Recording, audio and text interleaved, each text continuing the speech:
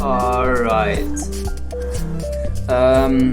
Earlier today, I asked you on Instagram what you would be interested for today, and we got a message from Rajendra, who wants to buy a house here in Germany, and got some exciting offer for a really cheap house with Erbpacht. And now wants to know what Erbpacht is and if I think it's a good idea to buy this cheap house for Erbpacht. So first of all, congrats on finding a home. It's pretty difficult as of right now. For everyone in chat and also for Rajendra, let's talk about what Erbbaurecht is actually the German word, what this actually is. So when you regularly buy a house or any property actually, what you usually do is, and when you see one purchasing agreement, you can look at it. There's a price for the ground and there's a price for the property that's on the ground. So you purchase both and you own both.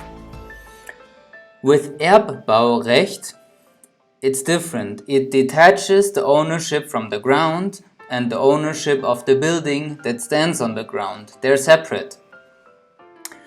And the ground owner basically leases the ground to the house owner who builds the property on top of another person's ground. So who does this? Usually, or a big institution who offers Erbbaurecht in Germany is the church. So they do this a lot, and what they do is they rent their ground that they don't need out for like decades. Usually it's at the start it's 99 years in exchange for some ground interest rate. Right? They lease you the ground, so you have to pay kind of an interest rate to them. Now there's pros and cons, like everywhere, right?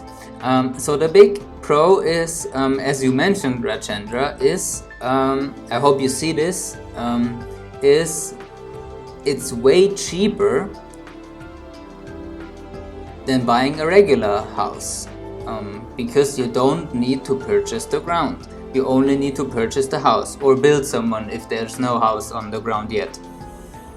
So that's the big positive. The negative is that this is a lease contract and that you're having with the ground owner. And the lease contract has a deadline, usually after 99 years. So if you want to sell the house 10 years before this contract ends, or sooner, 1 year before the contract ends, this will be very difficult because everybody knows that this contract is up for grabs soon. And this means two things. Or you basically have two possibilities. First one is they renew the contract, which would be the better option. But when they do it, they will probably increase the ground interest rate you have to pay them. So you have to pay more to the real owner of the ground. But it would still be the better option. The worst option is if the owner of the ground decides to not renew the lease contract, and then you're actually in trouble. Has this happened? Yes. Is this the regular case? No, because the church actually likes the regular income.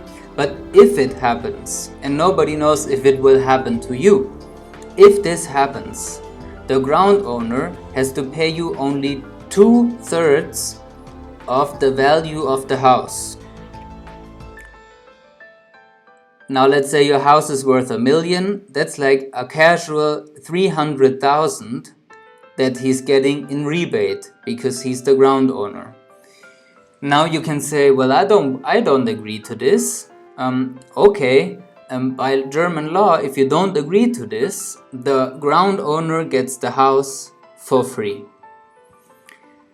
So whatever they offer, if it's at least 2/3 of the regular value of the similar house just next door, you have to accept it, otherwise it's for free. So if you ask me, Rajendra, I would save a little more and buy regularly like everybody else. I know it seems like a good deal, but it's only short term, not for the long term. Save up a little more or buy a cheaper house and then be the real owner of the ground and also of the property that stands on the ground. It's more valuable in the long term.